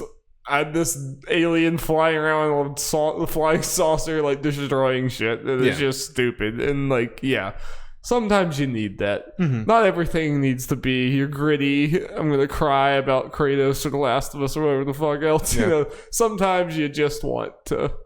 And I can't believe this month last month we got a literal swimming in sevens game in Maneater. Actual swimming in sevens. Yep, it looked exactly like it thought it would. Yeah, unfortunately, $40. I think it's $40. That's a little steep. I think Destroy All Humans is similar. Yeah, but the way I'm gonna look at this sounds like a Game Pass type game. Yeah, honestly, with Destroy All Humans, what I might do, and there's a more than decent chance that I just never get it, unless it is on does come to Game Pass at some point. Yeah, I can see what I'm doing. I'm not gonna get a day one because Paper Mario and Ghost of Tsushima are coming around and all that kind of stuff. But maybe around Black Friday when it will probably be $20, I will probably be like, fuck it. Yeah, I'm glad this game exists for down the road. This is worth some price. Yeah, I think 40 is maybe a little steep. It'll be a nice little kind of, I don't know. Palette cleanser is what came into my mind, but it's not even that. Of like, I'm playing all this, just having that kind of dumb game where I know I'm just gonna have a good time is nice. It's just an easy good time that way. Yeah, like it's kind of a weird thing. Just me kind of looking at the stuff and like, there are games on Game Pass where we can have a dumb fun time, but that will last us like maybe 30 minutes. I think Destroy All Humans with all the power sets, I can get more out of than that. It's like. It's like top tier dumb fun, Yeah. There are tiers to it. I'm definitely more interested as far as dumb nostalgia remake in this one than the SpongeBob game. I agree. I think this one just has a more dumb fun factor where I think the SpongeBob game is Battle for Bikini Bottom is way more just nostalgia based. I don't think I it's agree with great, that. Yeah. But cool that they both exist. Now give us Simpsons Hit and Run. That's the next one. The Holy Trinity must be completed. Like Destroy All Humans and Simpsons Hit and Run, top tier dumb fun. Yes, absolutely. That just somehow we all had. Like none of us kids remember how the hell we got it, but I have it in my room right now. It's your copy, but I have it in there. Hell yeah. Nice. Okay, Darby, after an hour. Yep, now let's briefly get into some news. News jingle. Jingle, jingle, jangle, Darby. Yeah, probably not going to spend a ton of time on many of these, but we'll get through it. But we have a pretty big news story, even if we don't have a ton to talk about it for the first one. Yeah, so we didn't record a podcast last week, so we weren't able to talk about the announcement of this, but Sony finally announced the PlayStation 5 reveal event that they kept on saying it sounds like it's going to focus more on games. It's going to be about a little over an hour long. It's going to be on June 4th, but last Monday, I'm sure anyone who's listening to this knows everything that's happening in the U.S. right now. They decided to delay this. They haven't given a date. Yeah, which me and Jeff both agree is the right call. And, we're not going to subject everyone to two white guys talking. You don't need more two white guys talking about racial injustice, but we obviously, I think I can speak for both of us, and that we stand for the protesters. We stand for everything that's going on. This was the right call, and changes need to happen, but we are going to talk about what this means for video games. It is by no means the important thing here, not even a little bit, but I understand there's been enough discussion of it, and I don't think that we need to get on our high horse about this. But go out and donate. Do what you can. Protest. To make a change. Yes. Yep. With that being said, Jeff, what do you think this means for Sony as far as how long are they going to push this back, and do you think this changes anything about what the presentation will be or anything about their marketing or anything? Do you think there's any sort of bigger thing that will happen? So it definitely messed up their marketing, because I don't know if you saw, there were ESPN commercials for this. I did, because when we were on vacation, I'm not normally around cable TV, but I was this week, and I saw it pop up there. I'm like, oof. That sucks. They probably spent a lot of money on that. So I saw the commercial before the delay, so I was like, okay, does this mean there's less of a chance they would actually do it? Because before it actually happened, there were talks of it, obviously. So it obviously happened, so it's like, okay, they decided to do it. They're going to eat the cost, but again, I think it's the right call. But yeah, as far as what this changes, the good news for Sony is, because this was going to be obviously probably a pre-recorded video, they can just play that whenever they want. It's done. They didn't have to push back renting a studio or auditorium or whatever they would have done instead. So there's that. It obviously messed up their marketing. As far as when pre-orders and stuff go up as well, it will mess up a couple of the third-party partners' plans. Not surprising. Early this past week, Godfall posted a little teaser. I think it's safe to say Godfall is going to be at this event. Yeah. Because as far as I know, it's a PS5 exclusive, or at least they have the marketing. Yeah, it was the first one announced. When it was the first I think it's only announced for PS5 and PC. So it's going to be there. Yeah, that is not the least surprising game to be there in the whole thing. So I don't think it's going to change much as far as what's going to happen and all that, as far as what's in it, unless it for some reason gets delayed even farther. Then there might be some third-party parties we can't wait anymore. We have these specific plans that we need to kind of go with, or potentially the farther it gets back, the better chance it just gets leaked. Things just get leaked from it. Yeah, those are the biggest things. I agree with you. You can be a lot more flexible when it's a video, but it's one of those things, just briefly referencing the protesting and everything that's going on. I mean, it's very hard to predict how long you can wait with this. I don't even know what they're thinking internally at Sony. So it could definitely get to a point where at least some of these announcements might leave that because things are waiting too long, or like you said, leaks and everything else. I think for the most part it will go off the same, and I don't think this is going to push many things back. Yeah, if they can have it in the next like 2 to 3 weeks, I think there's a possibility like Monday-ish they announced it they could do it like next Thursday, just a week after, because it doesn't look like this thing's just stopping, and at some point it's like they probably just didn't want to be at the absolute epicenter, the very kind of. This is all things a weird thing to talk about, but like with the coronavirus, where people are pushing things back and just stop doing things, and then at some point they're like, okay, we can do, we got to do stuff here. Yeah, we can't do this forever. We can make announcements and all that. So at some point, I think, like, depending how long the protests and all that stuff goes on, they'll probably just have to decide to do it. Like the Guerrilla Collective game thing or whatever that was supposed to happen right now as we're recording this, got pushed back to next week. Everything that was supposed to happen got pushed back. EA Play, the Cyberpunk thing got pushed back. All that kind of stuff. That just got pushed back a week. I don't know if Guerrilla could always push it back again. They're good, but yeah, I would assume, like you said, that these things at some point, if it's just clear there's not going to be a better time, I think some of these things might just go forward anyway. So kind of a prediction. I got a feeling it might happen before the 18th because that's EA Play. And odds are EA is going to have some stuff to show that might be related to it. Yeah, and they probably don't want to push up against EA Play too much. I mean, if not, they obviously have a relationship with each other. Sony will want to be able to show whatever EA-related thing they probably have. Yeah, I think that's a fair prediction. I think next week is a decent possibility. I mean, the 18th would be the following Thursday. Yeah. That's probably like sometime around then is probably the more sweet spot. I mean, it could even be the 16th, the following Tuesday, not next Tuesday, but the next. Or something like that, who knows really. But I would expect in the next few weeks, regardless what happens, I don't think they're going to push it back twice, even though, we would never know that it was pushed back twice, but yeah. No, it's going to be one of those situations once they give a date, unless something else crazy happens. They will. Which 2020, the aliens might come, so. Yeah. So, sorry, since we were able to talk about it last week, we can kind of talk about what we're expecting / maybe wanting out of this, at least a little bit. Yeah. It is weird. It feels like we would have talked about this on the podcast, but obviously we didn't have a podcast last week.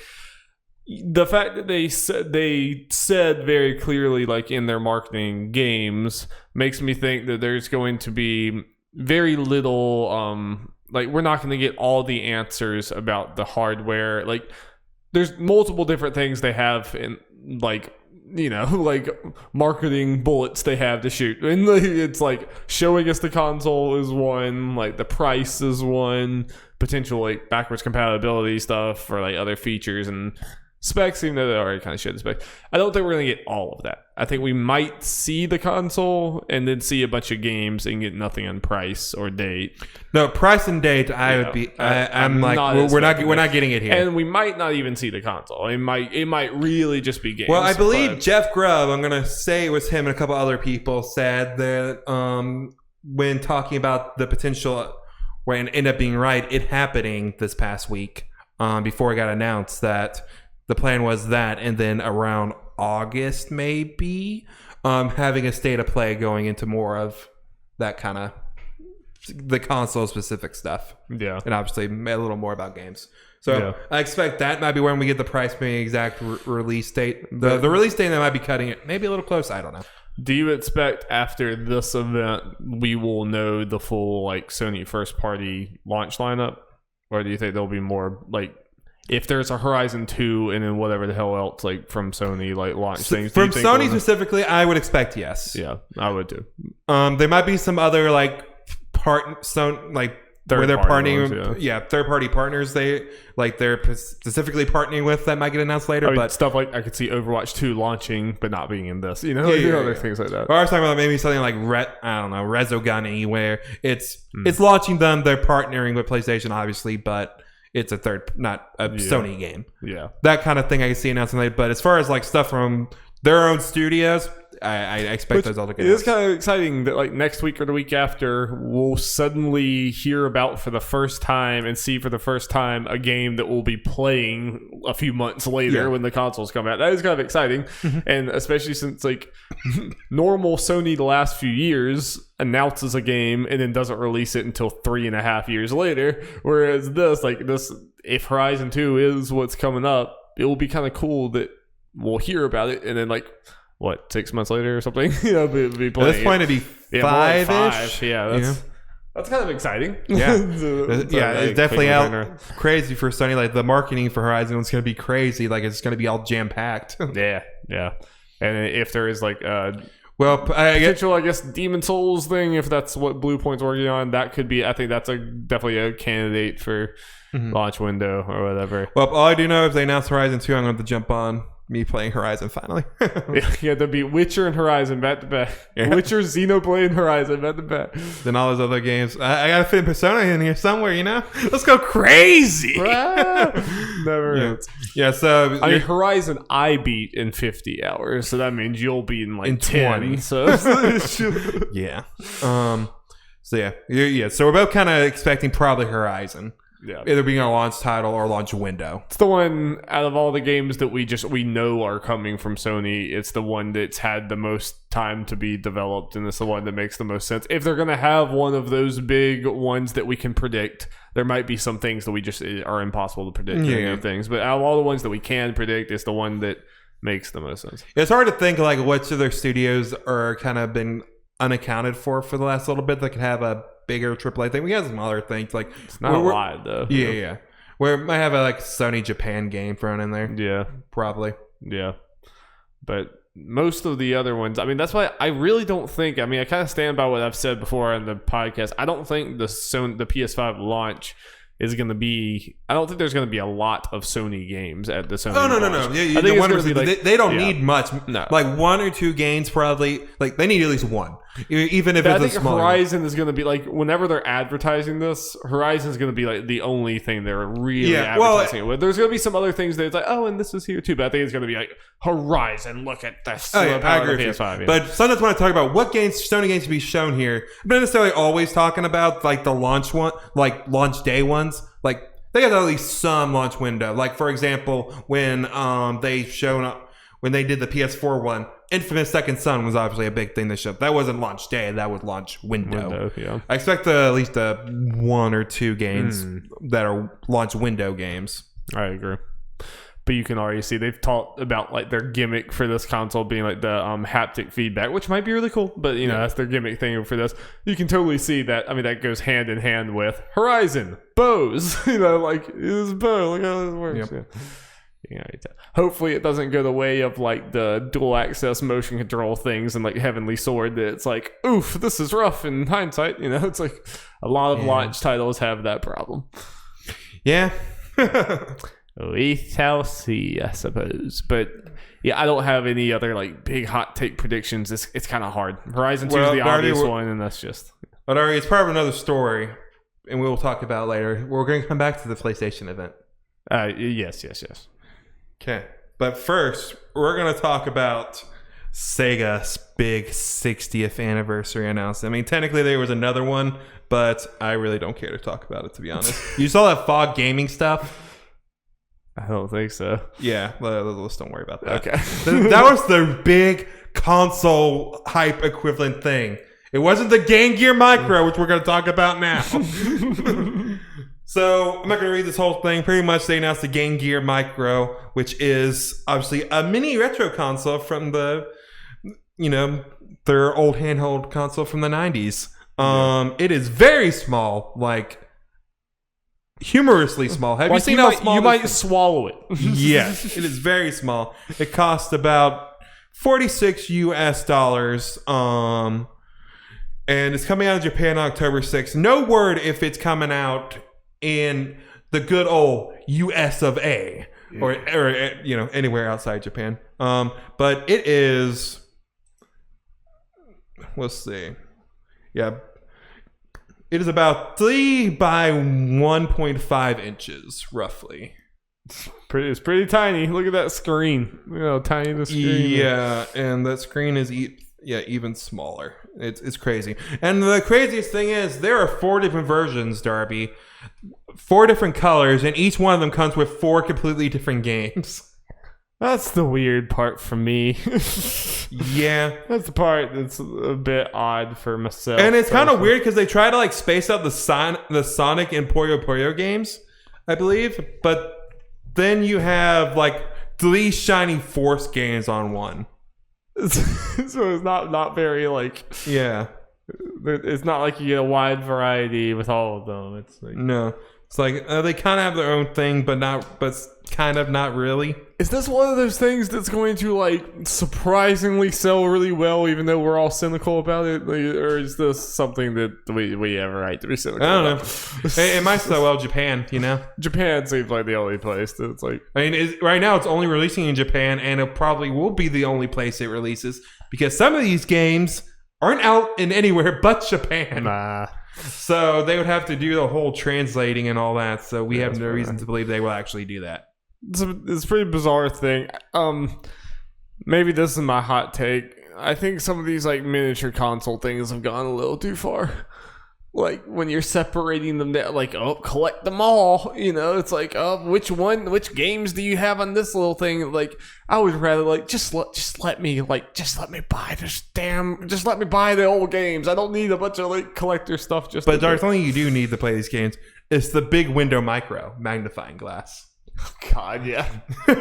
They have a magnifying glass thing, which is a recreation of the big window release for the original Game Gear that you use to actually kind of maybe see this stuff better. Which is pretty absurd. Yeah. Yeah, actually, it's so small that you need a magnifying glass. Yeah. Yeah, no thanks. Yeah. The Sega Big Window. The Sega Big Window. People need to stop with these micro consoles. Only Nintendo can apparently do it. I mean, now they're in like another one or two. That Turbo FX one, I think, released recently. I think people like for the people that are into that stuff like it, like Jared Petty. Yes, like the PlayStation one failed. It did not appeal to PlayStation fans. It appealed to no one. No. I feel like PlayStation's already forgotten about it. They're like, what PlayStation? I've seen it on sale for $20 and I still don't want it. I feel like I don't want to spend that money. So yeah, but yeah. Darby. Yes, Jeff. Did you hear the news that Konami is apparently publishing games? Yeah, pachinko machines, right? Like, no, I guess that's a game if you want. I mean, I guess Darby, in a way, Darby, video games. Video pachinko machines? I mean, yeah, I guess they have a video screen on them, probably. You know, like maybe like, you know, with little flashing lights and you got a snake, like no, Darby, like finger guns, like a video game, like Metal Gear Solid's a video game. Like, yeah, Metal Gear Solid pachinko machines. Jeff, Darby, start with the pachinko machines. Well, that's all Konami does anymore, right, Jeff? No, apparently they are starting. They launched a new publishing unit in the West, and they announced their first game, Skeletak, which is out right now. All right, time to Google Skeletak and see. It's pretty neat. All right, Skeletak. Let's see here. So yeah, it's a little dead man. Yeah, get it? Like skeleton. Yeah, is this why people? I saw people saying like it's like Undertale, except not gameplay wise, just like the man looks like a skeleton. Yeah, I saw people saying like that's like the only thing. Like, are we now relating skeletons to Undertale? It's exactly like Undertale. Exactly. Cool. Do you think this is a sign of anything to come, or should anyone be excited by the fact, like, other than the game looking cool or whatever? The main positive that like I think is likely of this is, cool indie devs will get their games published by a big company, which is just nice. Yes. But as far as this is leading to Konami actually making games from this, you know, series people want to, no, I see no reason that will happen. I agree with you. Like again, this is cool and everything. Them doing this in general, but They've shown nothing. They've done nothing recently that makes you think they'll actually do it for their big franchises. Because all we got to film recently, we got Metal Gear Survive. Like, what was it, a year ago, 2 years ago? I think it was more like 3 years ago. But man, I feel like it was at least 2 years ago. Yeah, at least. But yeah. And just these re-releases or whatever, like the Castlevania collection stuff. Yeah, I mean, this game looks really cool, and it's probably like better. It's obviously like far better than like Metal Gear Survive and stuff like that. But if you think of it just in a cynical, big business spending money things, that's about the most low effort like release you can do. Like that's not costing them a lot of money or anything, So it could be the very first step coming back to the games, but I think it's more likely it's just a big old company and this is just one tiny thing that they're doing, with some of their extra money. The Japanese branch owed the Western branch a favor, and some guy just really wanted to publish pretty much games. And they're like, you know what, you've been good at this company, sure, you can have your little skeleton indie game. Yeah. Speaking of skeleton indie games, let's talk about From Software. Yeah, I mean, kind of. Yeah. There's a lot of dead stuff in there. Yeah, there's skeletons. Yeah. Obviously, From Software, all indie games. Every single one they've released. Indie skeleton games. That's especially that one from Activision that Activision published. Indie game. Yep. We make dumb jokes that go on for way too long. Of course. It's a podcast. Yep. Okay, so there are some rumors, some of them unrelated, revolving From Software. It's like, let's just do a rumor time segment. We just throw them all together and talk about them. Rumor time. The one that's most prevalent and people are talking about is numerous people on Twitter, including Nibel, Wario64, and Death Golem, among others, are hinting, saying that Bloodborne will be getting a PC port soon, which is something people are wanting for a long ass time. Yeah, as well as a sequel. Feels like that should have happened by now. The only thing is, it is owned by Sony, so yeah, that's the only thing that people are like, "What are you doing, guy? Put it on there." It's like, well, it is owned by Sony, but obviously, since Horizon is coming to PC, people are like, Bloodborne on PC now? Yeah, Horizon seems a lot more unlikely than Bloodborne being an actual Sony first party thing. And pretty much, at least in our circles, like once that happened, those rumors started happening, everyone was like, more than any other game, like Bloodborne? Yeah. Bloodborne? Because... And the amount of, I've seen so many amazing Dark Souls mods. There was a mod where they made the entire, every texture in Dark Souls a pizza. It was a JPEG of a pizza, and every walkable texture was the pizza. And this is what I need in Bloodborne, Jeff. That's what I'll take for you to play. I just want Thomas the Tank Engine to be a boss. in Bloodborne specifically. Yes.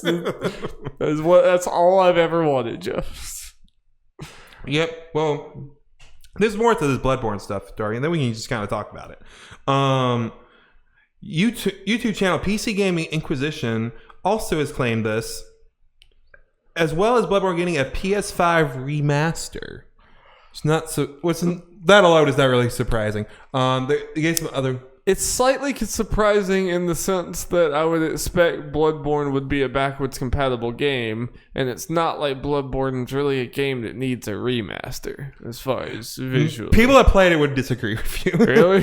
They're just kind of listening. There are some people that said there are some problems with Bloodborne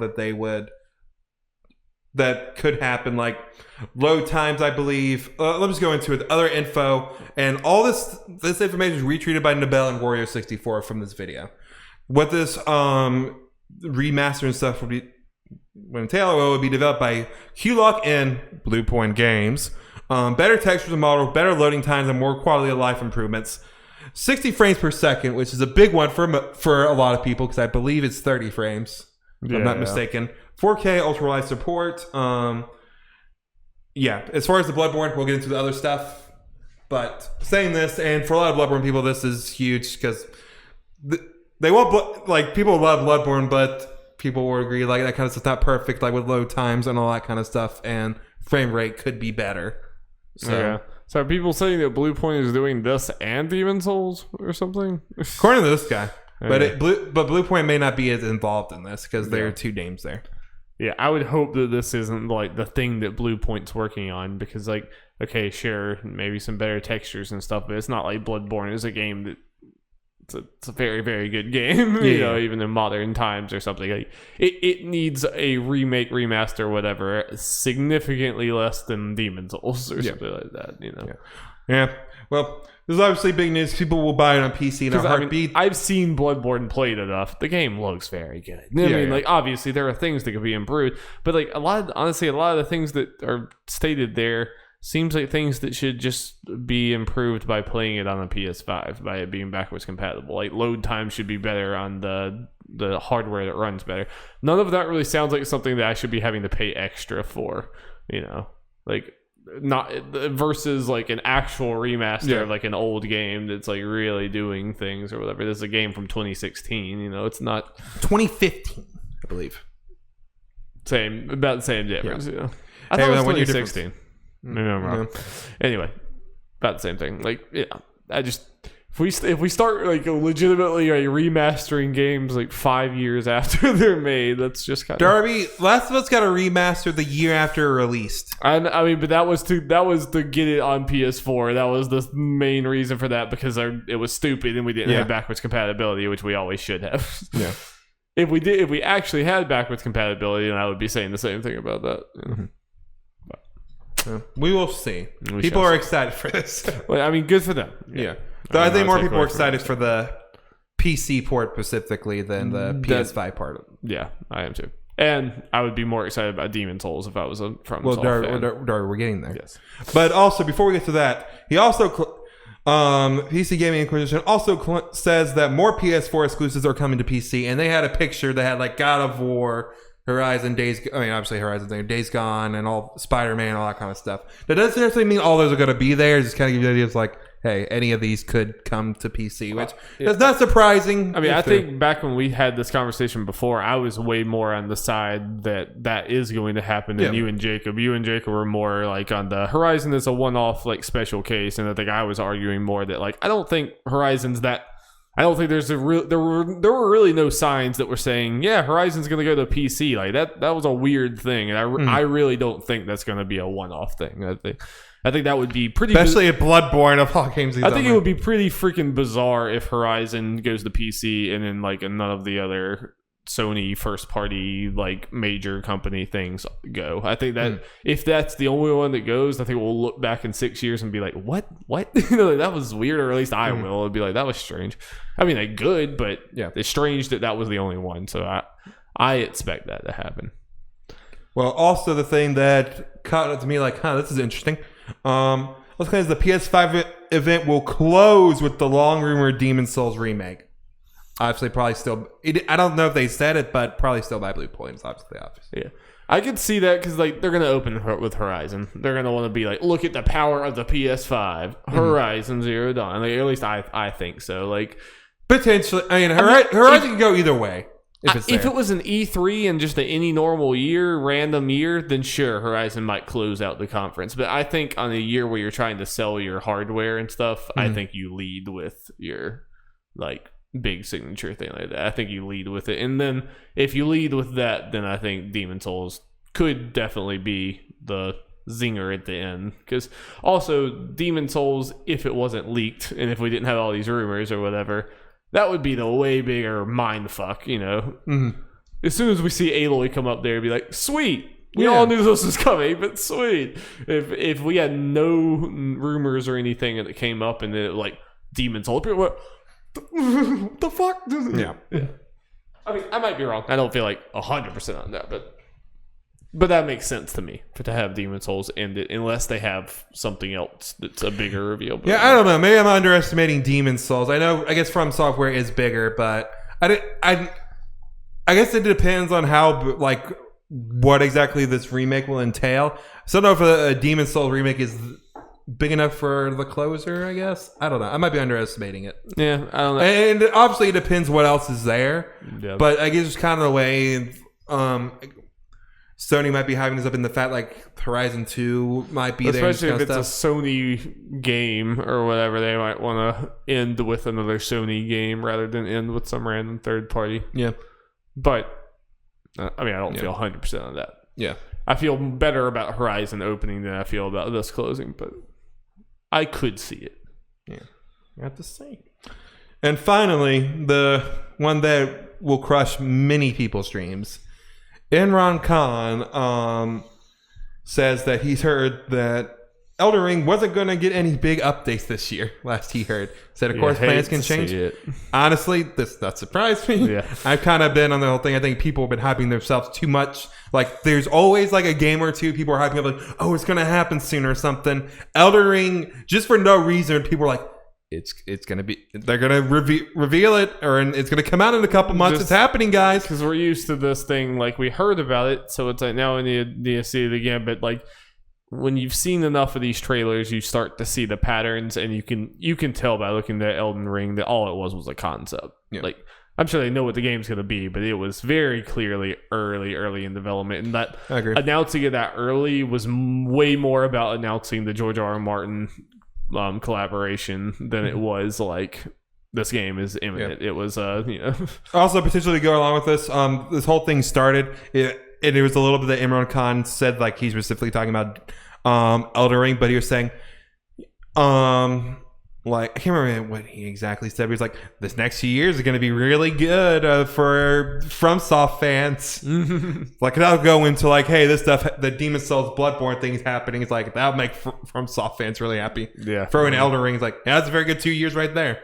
Yeah. But the Elden Ring thing, people get being like so like it is happening is like you guys setting yourself at this point, because like I saw like in people talking about what Imran was saying, like, wait, I'm not gonna be playing Elden Ring in 2020, you're like surprised, like, man, I wasn't even sure if we were like, I know I put it in the betting special as something to see, but I wasn't sure. Like, yeah, I thought seeing it was a possibility, playing it was not in 2020. And honestly, even saying it, I was like, this is easily a game we may not see till next summer. Yeah, I think I said nothing for that one. I can't remember. I can't remember. Yeah, and like kind of we talked about in Jacob when Jacob was on here a few weeks ago. FromSoft's not really a studio that shows a bunch of trailers. Yeah. Usually they like have a few and spread out trailers. It's kind of the weird thing with them is that they're always like what FromSoft does with games may not be completely dependent on them though, just because it's always being published and funded by a different company, and they might have different plans for it. Yeah. Out of curiosity, I'm just gonna see what people. Actually, you said. Did I just say trailer or something? Yeah, you said this is like a trailer. Will's the one who said nothing. You fool, Darby. Jacob actually said a release date, I believe. You bigger fool, Jacob. So yeah, that's all. That all may or may not be happening, or fun. Yeah. Time for some quick headlines. Quick headlines. Might go to little discussions. Probably nothing too big. Though I will probably have a little stuff to say about this one. We got a new Pokemon trailer, baby. Hey yo, put a timestamp there, you fool. I'm sorry. Forgive me, Poppy. It's okay. Hey, did the trailer look good? Didn't you not like the last trailer they did for this or something? The only reason I didn't care for the last trailer is like it looked fine, but it was like no new information, which was kind of like, and especially since it closed out that mini direct. Like that's a lame way to close. That's like a trailer with really no new information. Yeah. I'm not gonna say this showed a lot of information here. I wish it kind of gave more. But yeah, so kind of what it showed, this was to announce that the Isle of Armors DLC, the first one, is coming out June 17th, which is really close, so I'm going to around the corner. Jump on that and to announce or show off Galarian Slowbro. Yeah. And instead of that shelter biting its tail, the shelter bit its arm and it's now a fucking gun. Look that shit up. It's Barrett. Yeah. There's a gun arm. What am I looking at? Galarian Slowbro. Or you can just look at the trailer, I guess, if you wanted to pull that up. All caps. Look at that, man. He has a big rock gun arm. Barrett Wallace, the Pokemon. Yeah. What's also very exciting is he has two different types, poison and psychic. As far as I could tell, like me and my coworker tried to look this up because he's a big Pokemon fan. As far as we can tell, there is no psychic poison type. He's the first one with that typing. Nice. Which is really cool. A new type. It's very exciting. So yeah, and they showed off some of the wildlife and worlds for both of these DLCs and kind of showed, hey, there's more to these environments than maybe what they showed. Like there might be some difference in environments than just like the wild area where it's just kind of, grassland or whatever, with a little desert here and all that kind of stuff. There's more going on because in these DLCs, like the whole islands and stuff, you go into a wild area, which I am excited about. Yeah. And showing off some of the new Pokemon, and I made the decision. Besides being my starter, I'm just going to have my whole team be Pokemon I catch in this DLC. That's nice. Yeah, it's cool. We gotta do our Nuzlocke for the DLC, right? If I didn't have to buy it twice, I would consider. Well. There are... You can't have 2 save files, right? You can't save to a new file in this game. No, if I could do 2 save files, I could just do saves beforehand, and then we could just transfer all our Pokemon. Yeah. And... But no, I don't want to make you have to have your only experience with the DLC be our Nuzlocke. Yeah. I don't know, we'll see, and if I think it's good, we can try to figure something out. But they showed off how you... make your starters and I guess other Pokemon Gigantamax, because only certain Pokemon for certain species can Gigantamax, and your starters obviously couldn't up to this point. There's a special soup, Darby. Special stew. They got the sauce. They got the special sauce that makes you Gigantamax. All that kind of fun stuff. Showed off more of the legendaries. They showed in the original one they showed Hot Balloon Man or something. Wonder Man that was like flying up. The rabbit. They didn't really show him. Okay. His DLC is not coming out this winter or fall. But these Pokemon are in that same DLC. They showed off the Galarian versions of the legendary birds from the original 150, Articuno, Zapdos, and Moltres, and they look pretty cool. Oh, nice. It's like. They are so different enough. Like the fact that one of them is named Zapdos and is now a flying fighting Pokemon doesn't make sense. That's weird. I know that's somehow how it works with these regional variants. Like, man, you can have them related, but at that point, these in particular, it's like you could have just made them new Pokemon. It should have been Punch Dose. Yeah, Kick Dose. No, it's like a dodo type thing. Like, it just has long legs, like little wings, just kind of runs around. But and isn't jumps. that indicative of the whole Pokemon thing? Is that people are going to be more interested if there's some sort of nostalgia element? They're going to be more interested in a new version of the Pokemon they love than they are going to be for a new Pokemon. Probably, yeah. Which is very, very. There's a lot of marketing psychology and research you can do into Pokemon. Yeah. One thing about this trailer which kind of worries me is they didn't really show too much new stuff besides going into detail with some of the Pokemon.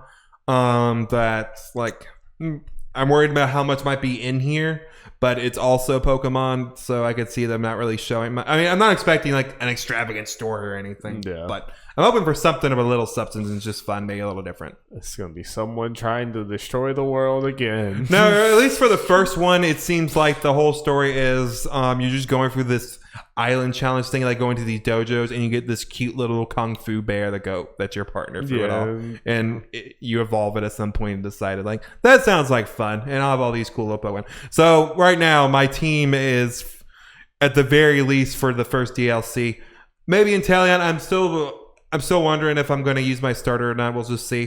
Just go all new, Jeff. Just go all new. Go all new? I might go all new.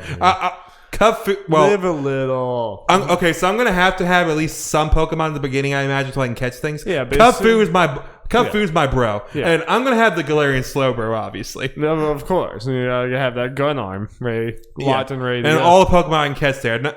I've seen some of the Pokemon. I'm not sure who I'm going to try to catch, but I guess we'll get out there and see what I can find.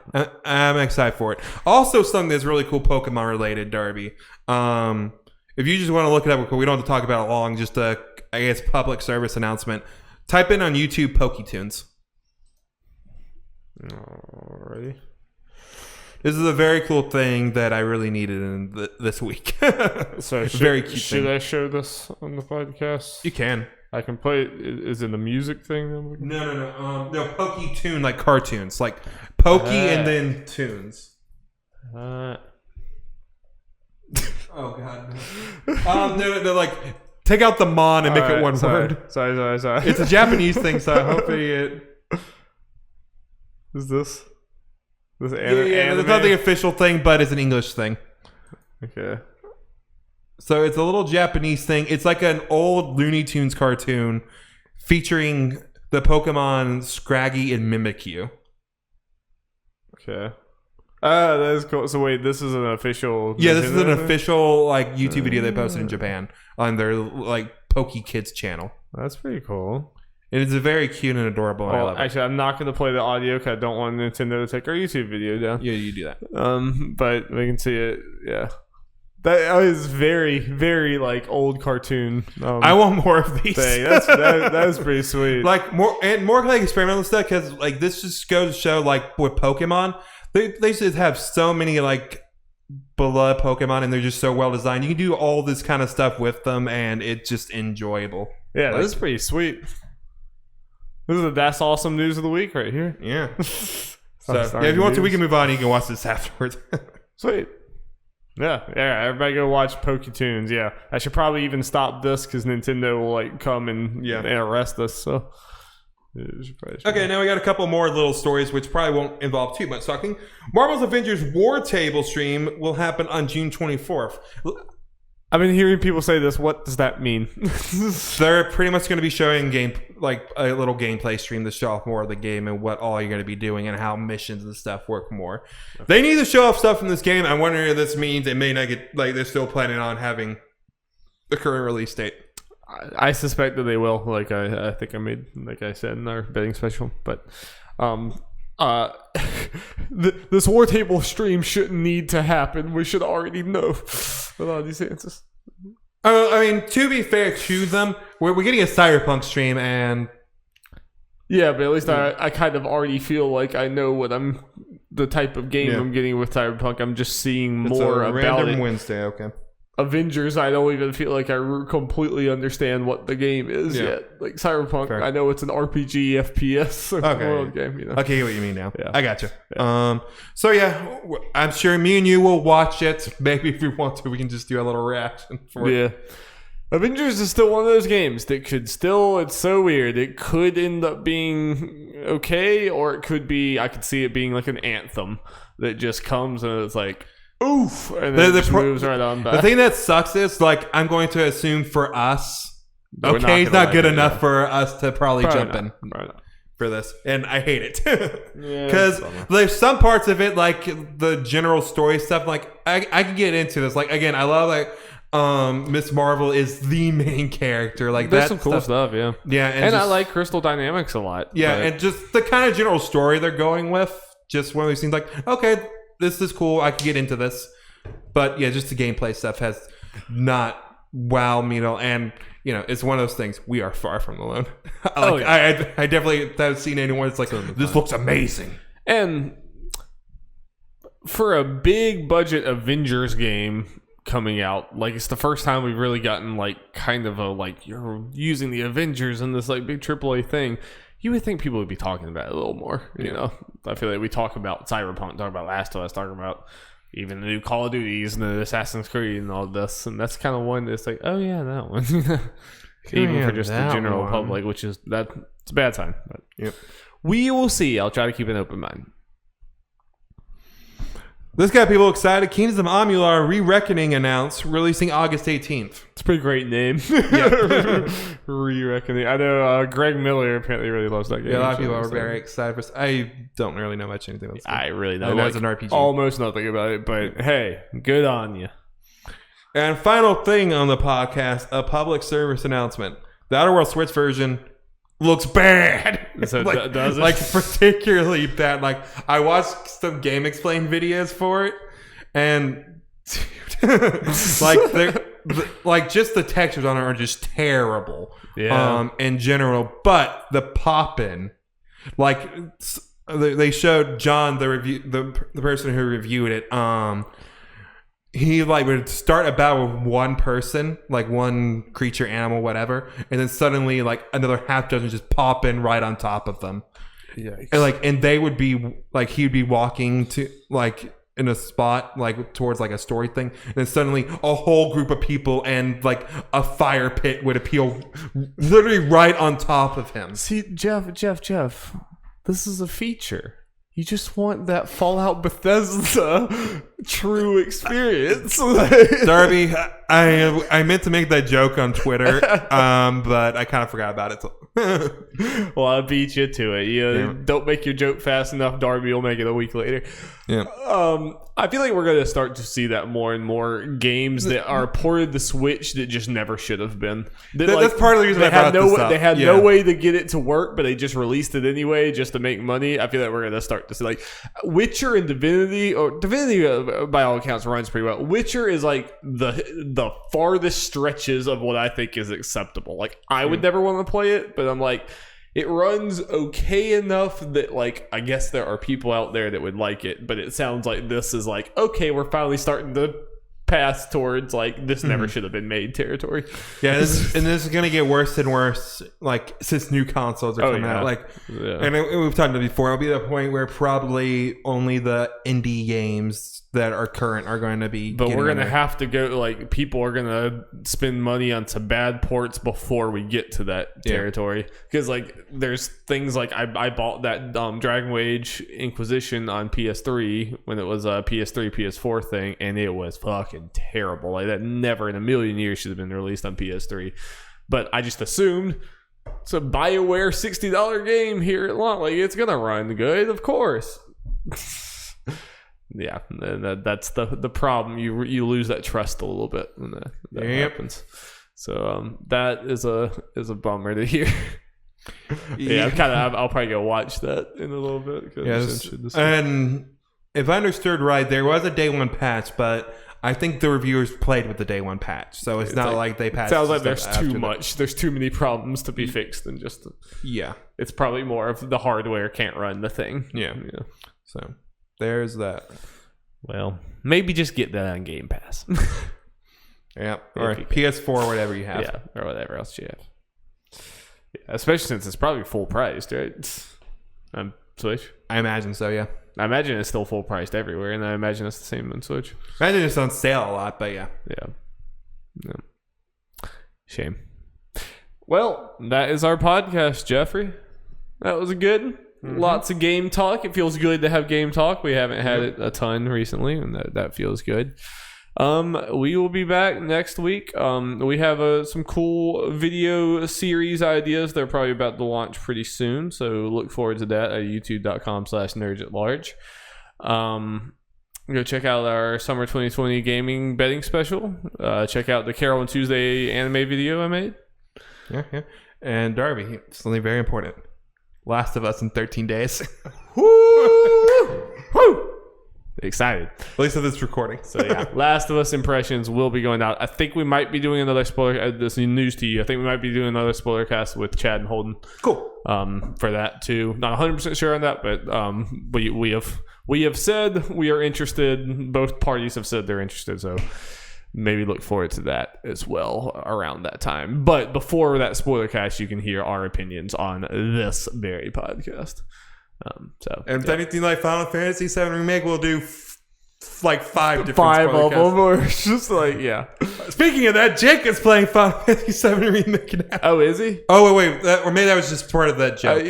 Maybe he actually is. He says a joke saying that he has, like, I finally got Final Fantasy VII Remake, and it says a picture of Crisis Core, the Crisis Core case. Fucking nerd. So maybe that was, he just saw Crisis Core in a store or something, and that was just a joke. Jokey joke bullshit. Well, thank you guys so much. Remember, Black Lives Matter. Do what you can. Be a good person. Yeah. Peace.